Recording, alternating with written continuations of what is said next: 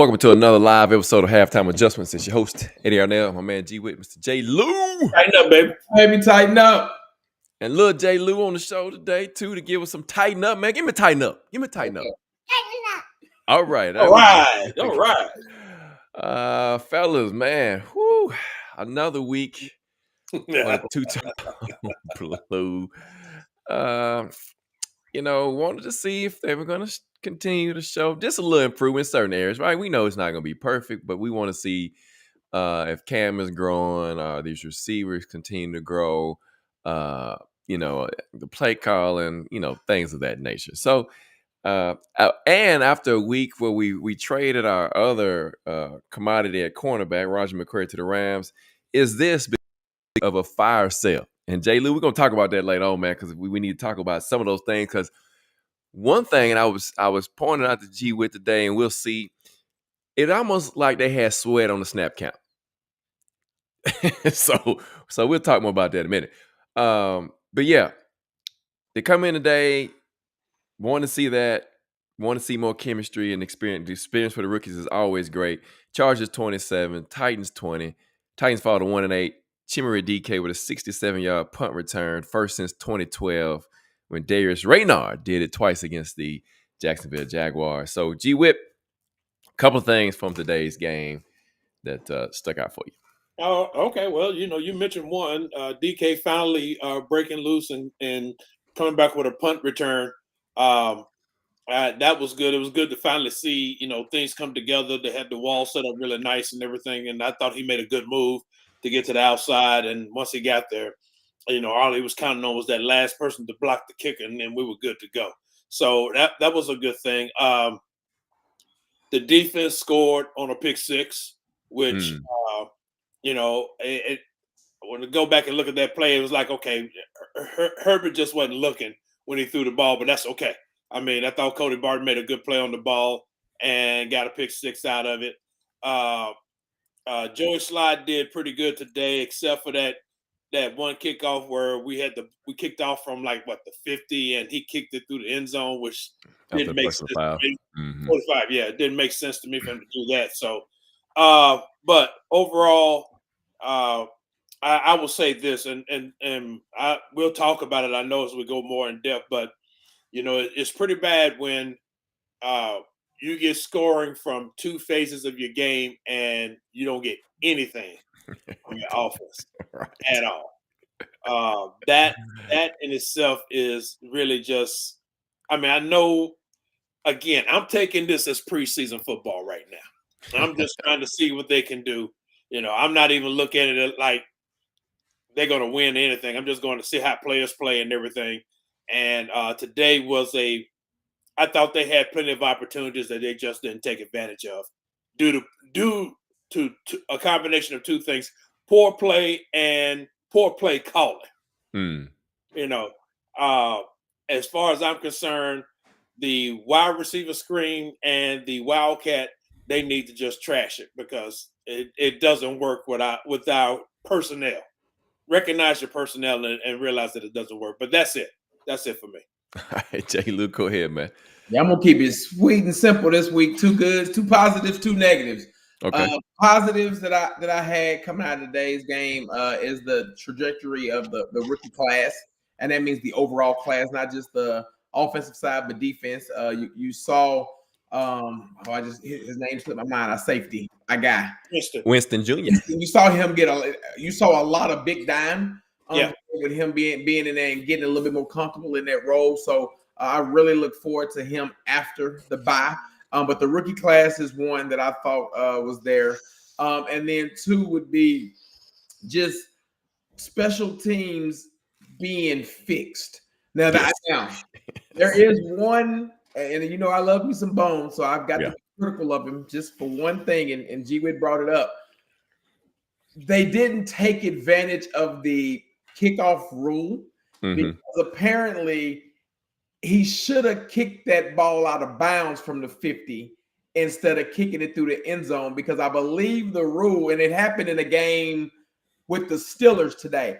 I think the rule is it's 25 yards or 30 yards, whatever the distance is from the kick. Yeah, from the kick if it goes out of bounds. So if we kicked it from the 50 straight out of bounds, they would have been on the 25-yard line because I think that's what happened in the Steelers game today. So that's my slight in the bones. That's my guy. My two negatives would be the play of the offensive line. Like I think it's particularly the tackle. It's the tackles. I mean, and and we'll get into it. We break it down because I mean, it wasn't like they were going against. I mean, it was Bud Dupree out there. So it wasn't all world. Khalil Mack at this stage, right? It wasn't all world rushers, but I just think the inconsistency of the offensive line play, particularly tackles, is one thing that hurts his team.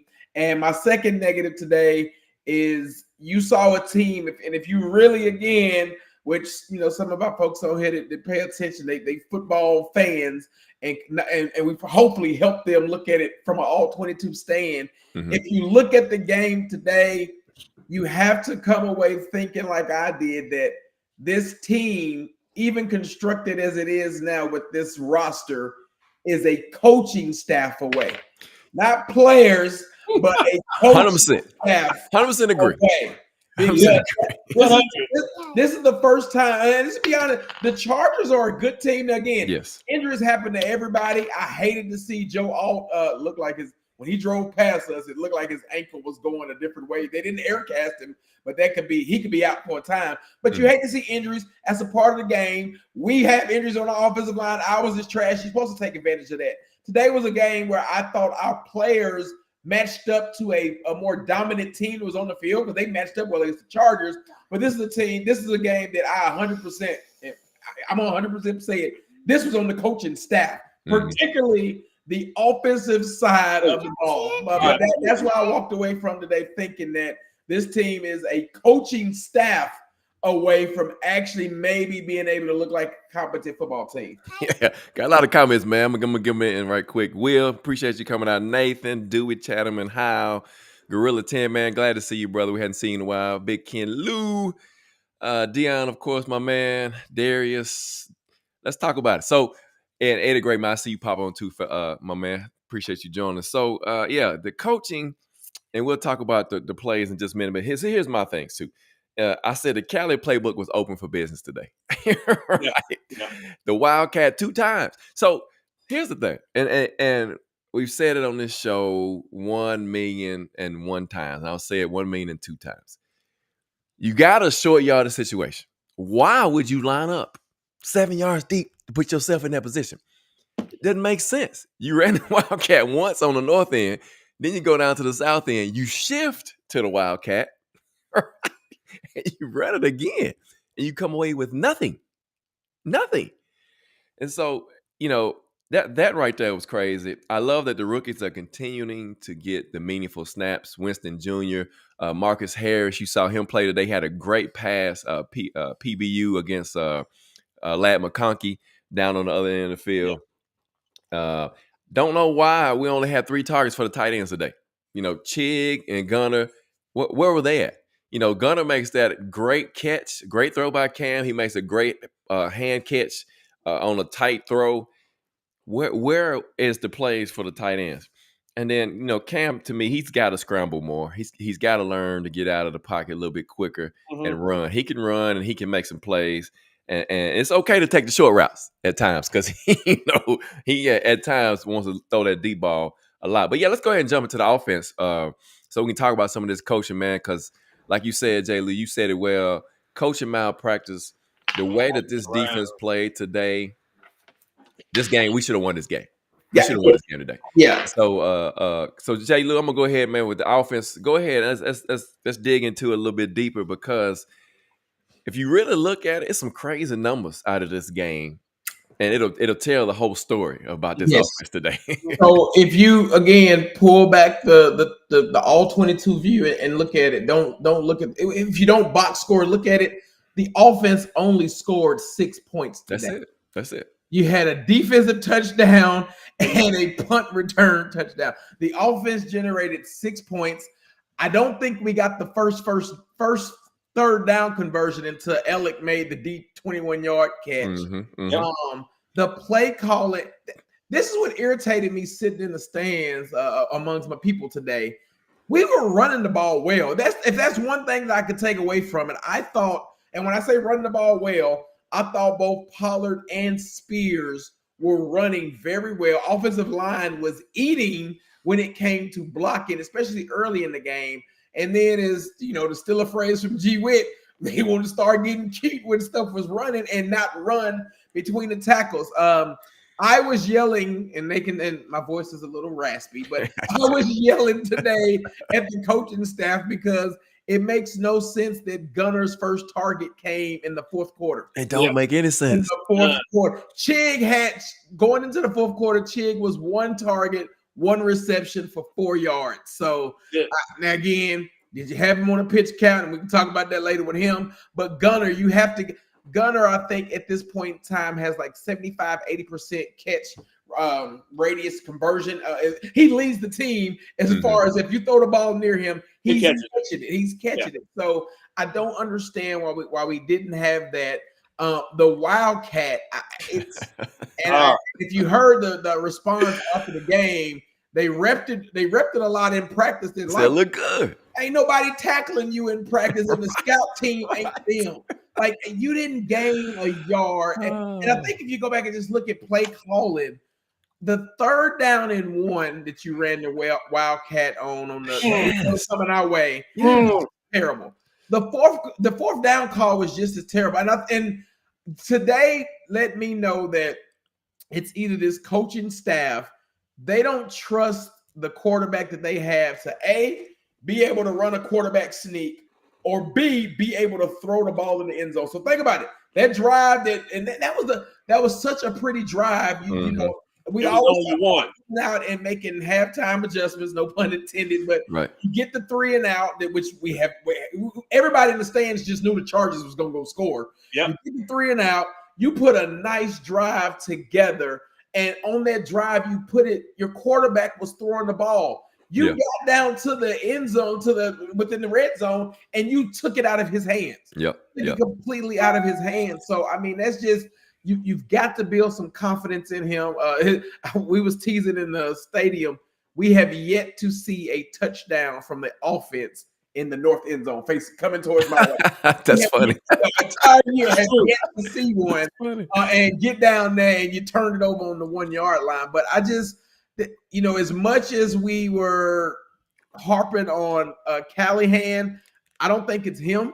I think it's just this staff today.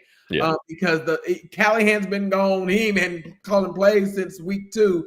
And I'm be honest, I think the offensive play calling has continued to have gotten worse over that time. But somebody's got to explain to me why we're allergic to operating and using the tight ends, because it was open today. It was all day long.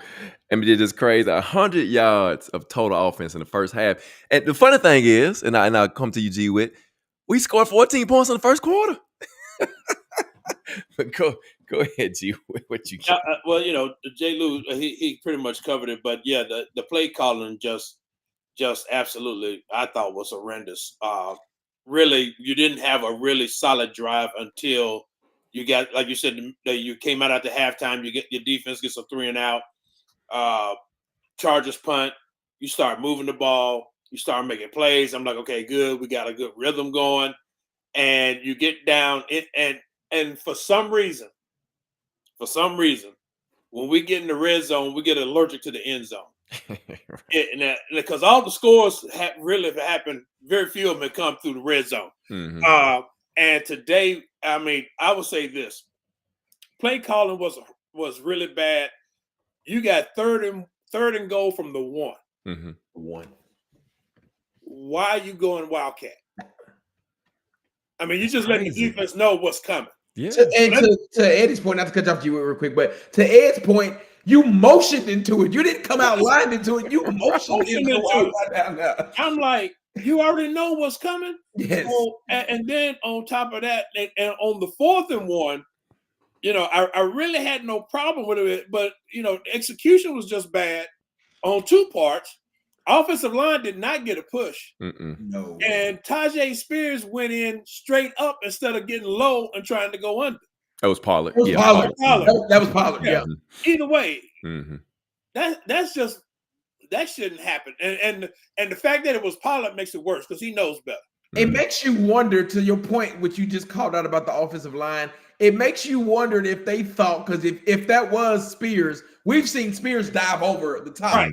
It makes you wonder, because of the no push and how they were low, if they assumed he was just going to jump over the line. Because you're right, they didn't come off and hit nothing, and he went straight instead of jumping over. Yeah, and I'm like, so that in itself, but I mean, we've said it ad nauseum about this crazy wide receiver screen. That thank God they ran it once, I think, or twice. Well, they ran it once, and they came back and threw a running back flare screen. That one twice. Yeah. So they thank God they trashed it after that. But they really let's just go. That's why I said I tell everybody now. I said, look, we're in preseason. This is preseason football. I said, and really going back to what you said, J. Lou, earlier, it's about watching the rookies play and see how they do. I will say this: offensively, today was probably, in my opinion, Cam's worst game, because I thought he was just off all game, especially in the first half. I just thought he was bad, and in the second half, I thought he came out, like I said, on that one drive, had good rhythm and everything, but then all of a sudden, he's not getting enough time to throw. I mean, they just busted through the line left and right. Dan Moore. Oh, my gosh. They were busting through the line left and right. So, he had no time on. I know it was at least 3 plays. He had no time to throw. Right. As soon as he took his back pedal, by the time he got to the end of it, he was being sacked. So I just think really right now, like you said, the coaching staff, with the exception of Bones, I don't see nobody coming back. Right. If they bring somebody back, they got problems. No. I don't see anybody coming back unless you. And like you said, I don't understand why the tight ends. Chig was a no-show. Yeah, I don't until late in the game, and I'm like, dude, you've had him the whole time, and you didn't even put him in. And that was a 4-yard reception. Yeah, and I'm looking at it, and then you all of a sudden you get down towards the end of the game. You're putting Prochet in the game. You're putting Mason Kinsey in the game. I'm like, okay, look, I know you guys aren't trying to win. That was the biggest tank. Come on, don't make it so obvious. No, it was very obvious. It was very obvious. Look, J. Lou, I told G when I said, is that Mason Kinsey? Yes. Were they trying to come back and score? Yes. I'm like, man, it just don't make any sense. And and then of course, the defense is as always, towards the end of the game, you needed to make a stop, and unfortunately, they can't do it. So you couldn't even get the ball back. I don't know. Like I said, it's preseason. Everybody else is playing regular season football. We're playing preseason football. Yeah, Gorilla 10, I would say we are officially tanking. Now, after watching that game today, and like you said, Prochet and Kinsey in the game and some crucial minutes, I'm not saying nothing's wrong with that, but you obviously not, because DK had one target today, I think. I think so. Ellick had 3 targets. I'm like, these are the guys and then we talk about the tight ends as well, not getting enough targets. So I'm like, where is the offense we saw last week? Because today, I really thought they was going to be in this game and they were, but they could have actually won the game with, your defense played the way you did. I said we broke the 20-point barrier for the second time this season. Yeah. But your offense only had 6 points. Well, and I don't credit that to the offense. I give that more to special teams anyway, because it's a field goal. So, I mean, you just score a touchdown. Yeah. And we don't even have a quarterback sneak because we don't ever run it. So I don't even know if they got it in the playbook. These are some of the comments. Dion says the coaches are terrible. He talked, this is for you, G, with tanking the season by orders of the front office. He says they just can't be this pathetic on purpose. Excuse me. And so, yeah, I mean, the play calling itself, I mean, you see it, man. It's crazy. It's crazy. Cam 12 of 21 for 145 yards. 4 sacks today. Tony Pollard 10 for 56, Spears 7 for 26, Ayer Manor 3 for 46, Spears 3 for 36. 206 yards of total offense, fellas, and that's 100 in the first half, like I mentioned at the beginning. 44 plays ran by this offense, 25 minutes, a little bit, almost 26 minutes of time possession, 0 of 2 in the red zone. And it was pathetic. It was ugly. And we gave Dan Moore a rough time early on this year. Then he, got to where he wasn't making a lot of noise. But today, he was making noise today. Got exposed today. So defensive wise, and I can't remember who is on, but defense. Let's talk about defense because we saw Marcus Harris today. Had some good reps. We saw Kevin Winston. He has a blitz, has some tackles. Cedric Gray had 16 tackles a day, I believe it was. Yes. And 6 sacks for this defense. And so, G-Wick, go ahead and talk to us about. I got to say this because we were up there talking and Eddie mentioned the fact, man, we got 6 sacks and we're still going to lose. I was like, yeah, we've done that before. Yes. we had 9 sacks against the Bengals and lost. So it's just one of them crazy things. Don't get me wrong. The pass rush was good to see. I thought, and some of those sacks were cover sacks. Yes. So it was good to see that. But at the same time, you saw the lapses. All of a sudden they start losing contain on Herbert, and he starts running all over the place. It's really, I was Armour Davis. Thank God Quadri Diggs actually paid attention on one play because as soon as he lined up on the outside, I was like, oh man, it's over. It's a wrap. It's a wrap. And I was like, man, at least Diggs saw the play and immediately started running, even though he still was a little bit behind but it was just good that he got back there. Like you said, Ed, it's good to see the young guys play. Obviously, Winston Jr. is what we've been missing on the blitzes from as far as the slot position or whatever, because he gets home every time. Mm-hmm. I'm trying to figure that's kind of weird to me. I will say, Cedric Gray had 16 tackles, but Cedric Gray, you find out today, he's a little light in the tail. He got carried out of bounds on one. I'm like, dude, really? And then there was a couple where he just, they just couldn't get him down. I was like, man, come on. Now, I will say this though. Sorry for cutting you off. On his quarterback sack, he ran through the running back. So he ran him over. Ran him over. But again, I agree with you.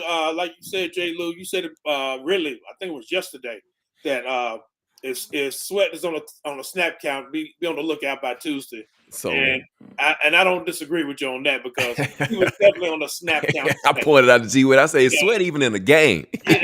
He was out of the game a lot. So yeah, I drop y'all these nuggets for a reason. I was like, man, again, I don't know.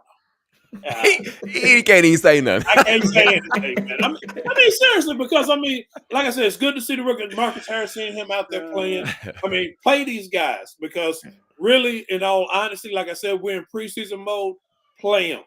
Let them get the experience of playing an NFL game, get used to the NFL speed, and all of a sudden you may have something to build on for next season.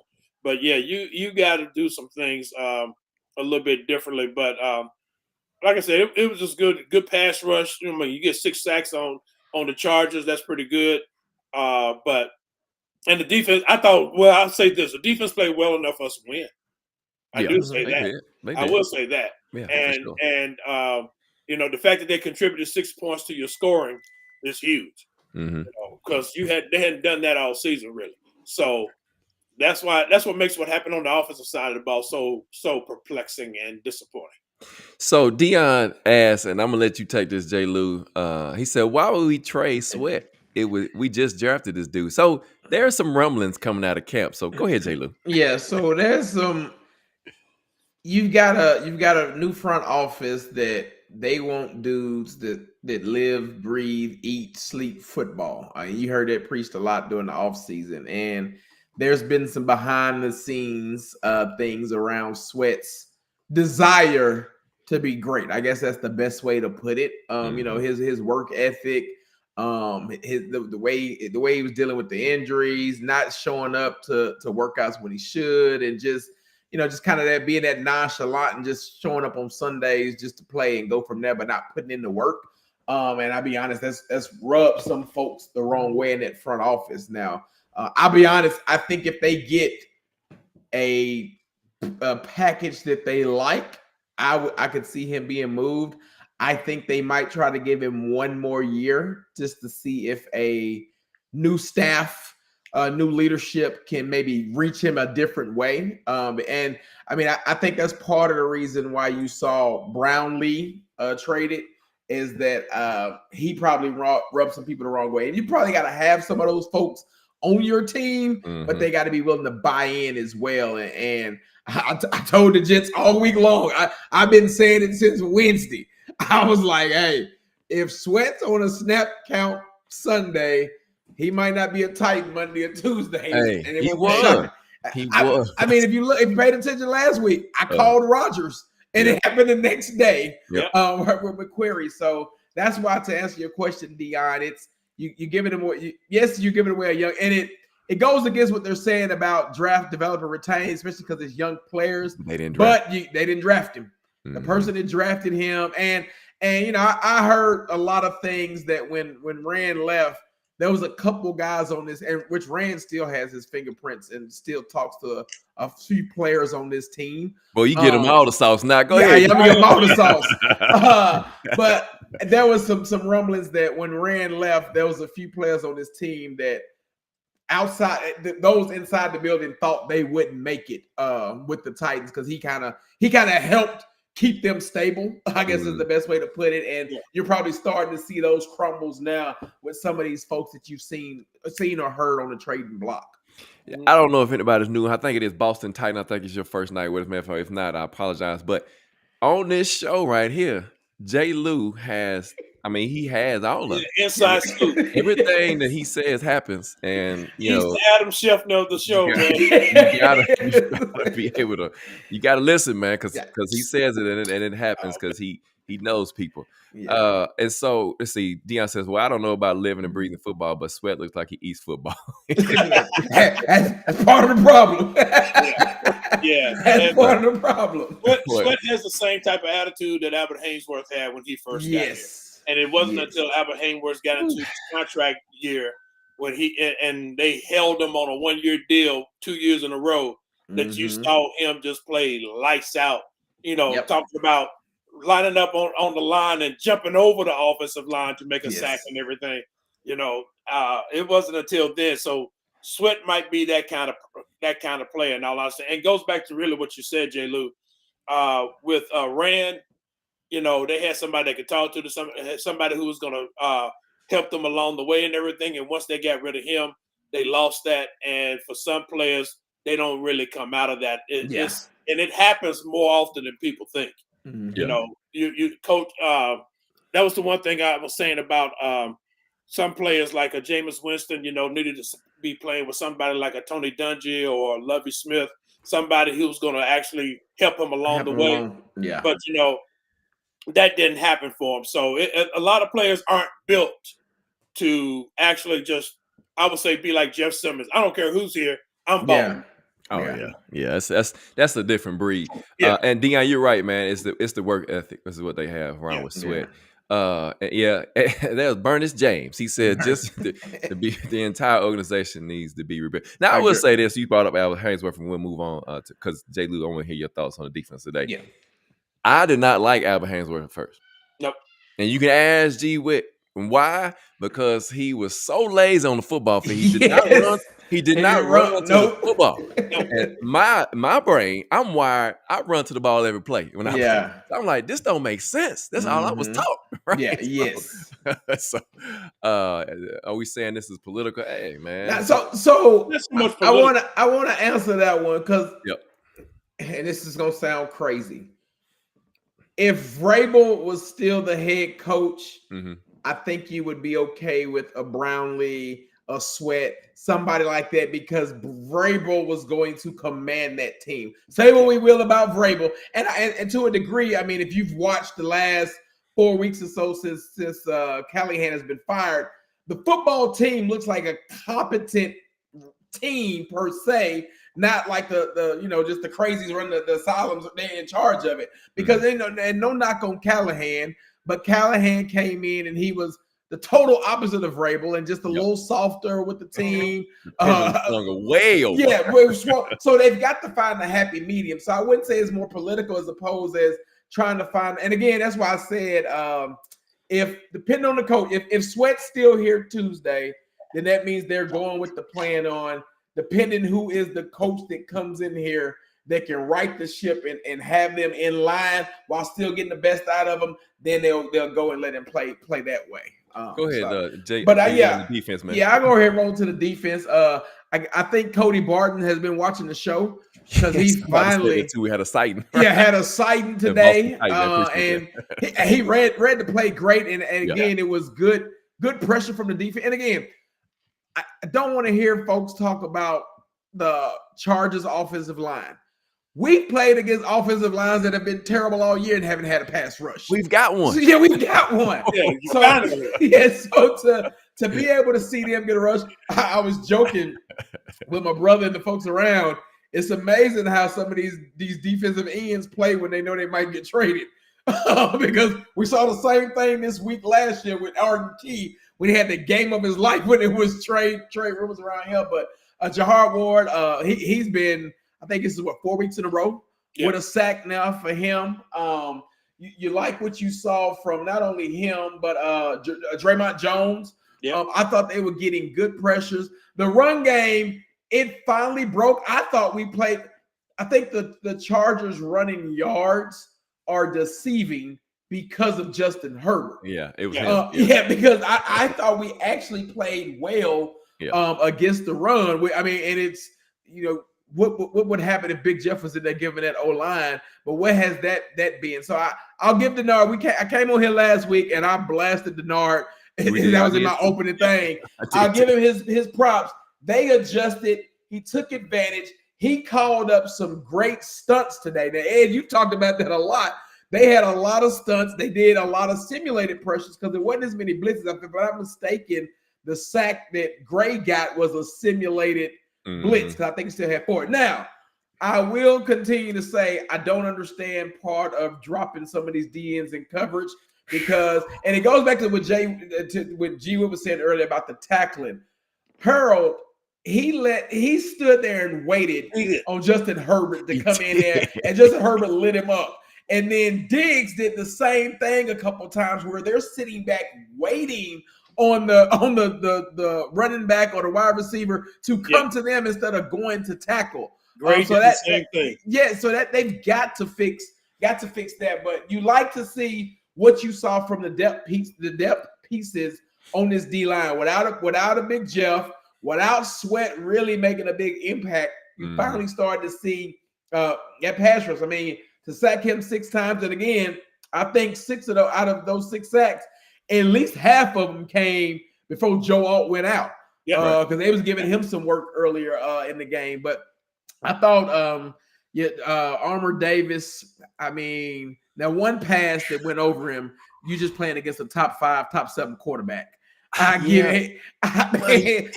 He was there. He was yes, that's what I'm saying. He's there. But he's just now I will say Baker Jr. I thought was serviceable. He was better today. And now again, my rookie. Did y'all see my rookie with the pass breakup? Yes, on Ladd McConkey. Receiver. Yes, he locked him up. Yes. So again, that's something you like to see. And again, I thought Winston Jr., you could tell. Now, that was a few times out there, especially when he was in that deep safety and they had Diggs more to the box. Him just looking at communication prior to make sure he's in the right spot. And that just comes with repetition. But I like a few of the young pieces they have, and you just want them to stay healthy and get the more playing experience. I mean, they still got to go against Patrick Mahomes. So you still got some quarterbacks that you've got to go against the rest of the season. But I was very pleased with what the defense did because, to your point, they held that team to 2 field goals twice that should have turned this game into a blowout, and they actually gave you a chance at the end to win it and just couldn't get you off the field. Yeah, Deion, he's not 6'7", but he's 6'5". But to your point, he is a big quarterback. He's a big quarterback. That can run. Yeah. Hooker, man. Hooker, and I think as Eddie Gray said earlier, Hooker, I don't understand. He gets his money. He got paid. He got paid, and now he doesn't know how to tackle anymore. He doesn't understand leverage.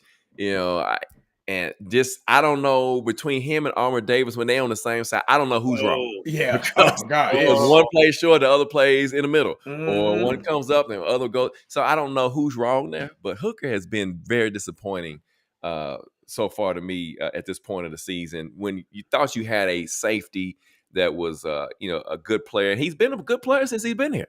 But now all of a sudden, he's fell off. Draymond Jones, you mentioned him. Getting another sack today. Jihad Ward had 2.5 sacks. And to that point, J. Lou, that you mentioned about these edge guys in coverage, he drops in coverage and gives up a touchdown, right? It was a big fullback that plays deep tackle also. So, potato, but still, his game is not dropping in coverage. No. His was bad, but Harold's was even worse because he was like 10 yards back when Herbert broke off. Yeah, and Harold, he got trucked. Let's just be real about it. He got trucked. Yes. And I'm like, dude, why? And to your point, and I'm gonna say it. It reminds me of the old 33. You know what? I knew you was gonna say that. I did. I knew you was gonna say that. Because I almost said it for you. You should have, because that would have kept me from bringing it up. But that's the nightmare I'm having, because again, you're squatting down waiting for people to come to you. For the life of me, I can't understand it. It just doesn't make sense to me. I'm watching defenses from other teams, and the ball goes in the air, and they see exactly where it's going, and they're not even hesitating. They're going to make the tackle. As soon as you catch the ball, boom. We're doing the same thing we did a long time ago. We're letting them catch the ball, come down, turn, and then we try to just make sure we don't miss. That's right. Will, I actually said it for you, G. He said, look, it's Michael Griffin. So Deion wants to know, and as well as we all, J. Lou. So Khalil Mullins got hurt in preseason. If Tony Pollard we joked in the stands that Tony Pollard, Harbaugh was going to trade for him at halftime because his run game was terrible. But if Tony Pollard gets moved this week, I think Mullins, he's cleared to come back after the bye week anyway, and I think they feel good about him if you see Tony Pollard moved in the next 48 hours. So that's funny.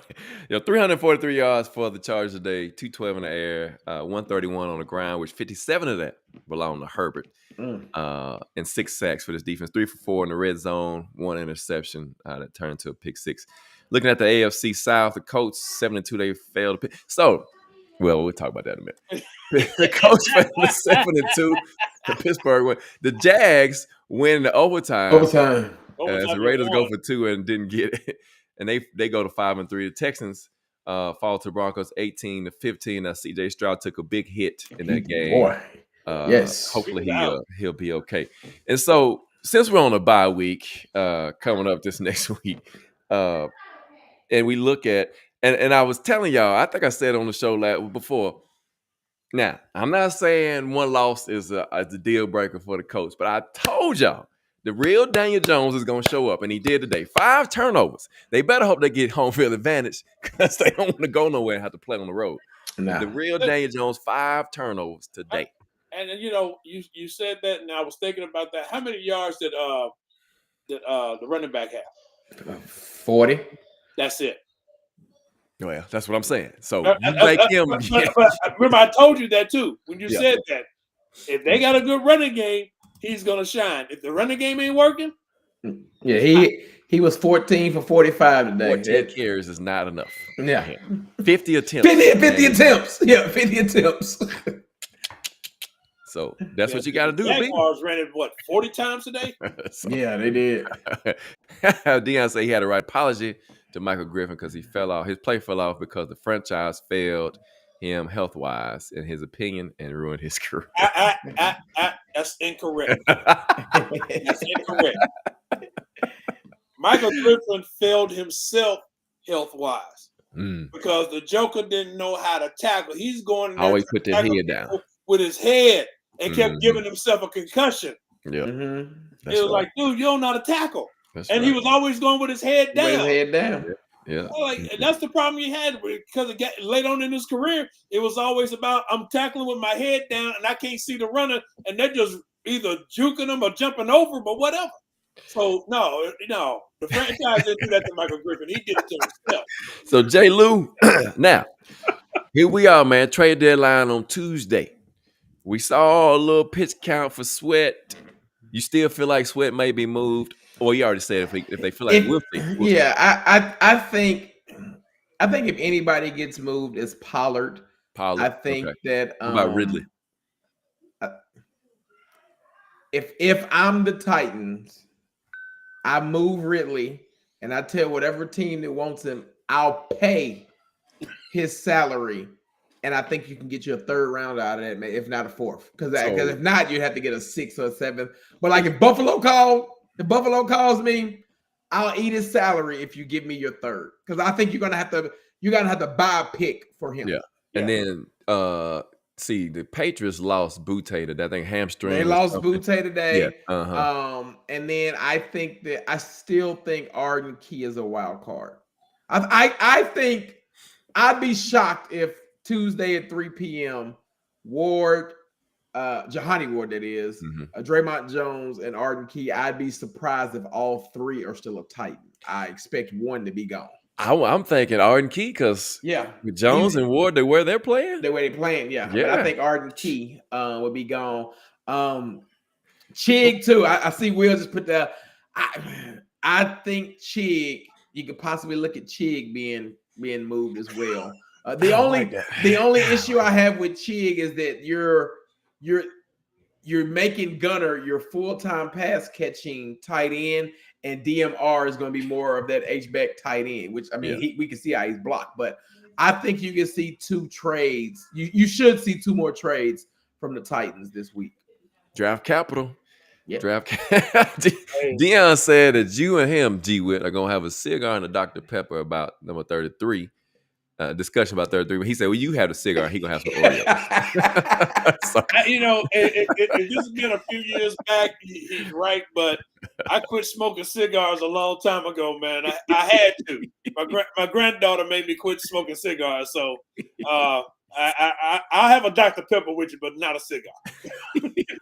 So Titans go on a bye week this week and then come back and face the Texans at home for a 4-game set at the house at Nissan Stadium. And so we'll see what happens, man. Let's see. Nathan says the way Berganzi is drafting, I am on board with it at this point. DK is something else. I agree because DK, I like to see, and I meant to bring it up, but I thought, and I mentioned it to my guys sitting around me, I thought Alec had hit a wall. One of the guys around us was like, he just needed one thing to go right for him. He had to drop at the beginning of the game, came back to him with the big pass, and then he was catching everything. And even physical, I thought his run blocking was well on the outside. I do want them, if we're going to run the screenplays because they're not going to get rid of them, quit having DK try to hit Khalil Mack or these DNs. That's not his game. Alec blocks way better. That's Alec's game. It just like I said, they just trash it. Just trash it. Get it out the playbook. It's amazing, really, when you stop and look at it, because it's just, it's a lot of it is coaching malpractice. I will agree with you, J. Lou. A lot of it is coaching malpractice, but like I said, we're in preseason, so we're just gonna see. Yeah, I don't understand them moving Chig. I really don't like that. I guess I don't either. If you think DMR is what you want as far as blocking and being able to go out and catch the ball, but Chig has got some of the best yak moves. So I'm gonna help you with that, because I don't either. But I said this to we always talking during the game around the folks around me. I said this today because we was talking about the rebuild and all. I love Derrick Henry. We all love Derrick Henry. We did. I hate the fact that Derrick Henry had a going away game and got to tell everybody goodbye against Jacksonville instead of just trading him and getting something. When you knew you wasn't going to re-sign him, you let him walk to Baltimore, and you're not going to you're not in a position where you're going to get compensation picks because of how free agency works. And you got to sign so many. So to your point about Chig, I'm there with you. But if you know you're probably not going to sign him, I just do the opposite of what you did with Derrick Henry. They like Roger. Get something for him. And same with Roger. Get something for him in return instead of letting them walk in the offseason and you didn't get nothing. Yeah. No, that makes sense. Even though, and like we've been saying, so far they've drafted well, and so draft, retain, develop. Now we got to get the coach, and I agree with you both. A better coaching staff today, and we win that game. Because you look at the 49ers, for instance. Now I know they got CMC. But they got Mac Jones playing quarterback. And name their receivers. Juwan Jennings. Ayuk is not playing. I only know Juwan Jennings because they're UT guys. There you go. Ricky Purcell and Bourne. Kendrick Bourne. Still was out today, though. And Purcell, I think he was out. Right. He was out. And then Kittles just came back a couple weeks ago. And they're still winning. But Jay Lou said that a couple of weeks ago. Just it's coaching. I forgot which game we was watching, but it might have been Frisco. It was the game when we talking about Mac Jones. Yes, it just shows you how important coaching is. So absolutely, you can take another terrible team. I didn't realize until today when they was showing the highlights that Carolina's 5-4. Yeah, that's right. And who is he throwing to? I mean, he's got Green Bay and beat Green Carolina. Bay. What's the kid from South Carolina? Leggett has not really been yet, but he's been. He got Joe Horn Jr. Joe Horn Jr. of all big money. The Carolina finished on a good trajectory. Like they were my surprise pick when I talked in the offseason because they finished on a good trajectory at the end of the season and then started to put together. And what happened to Bryce Young? He started balling. Didn't he? So, hey, I'm telling you, man. So Deion said next show we need to talk about realistic coaching candidate for 2026. Man, we can do that. So we got a bye week coming up, so we won't be on this Sunday coming up. We're gonna take a bye week too. Nathan, you're right, man. Dowdle is definitely running that rock for he sure Carolina is. Panthers. So good running game always helps out a young quarterback. You got to be able to run the ball, baby. I say it all the time. So we'll be back. We'll be back 2 weeks. T-Mac. That's right. That's him. Yeah. So thank y'all again, man, for joining us for another episode of Halftime Adjustments. Eddie Arnett G with J. Lou. Thank you for the comments, the questions, supporting the show, man. Again, if you hadn't signed up for the YouTube channel, go ahead and do that, man, and turn those notifications so you'll know when we go live. And we're on Facebook too, man. For all of y'all on Facebook, be looking out for those notifications when they pop up as well. We're also on Twitch as well. So again, thank y'all for joining us, man. Check us out. Not this weekend because it's a bye week. But we'll come back against the Texans. So 2 weeks from tonight, we'll be back at 7 p.m., man. We'll be discussing the Texans game. Hopefully, we'll see C.J. Stroud. Like I said, man, he took a big hit today. If you hadn't seen that, man, check that out. And there was some rumbling going on in that game, which was like they should have because he slid and took a big hit. Yeah. Big hit, man. But again, man, we appreciate y'all. Appreciate the love of the show, man. Check us out. Be back with us. We out here, man. Peace.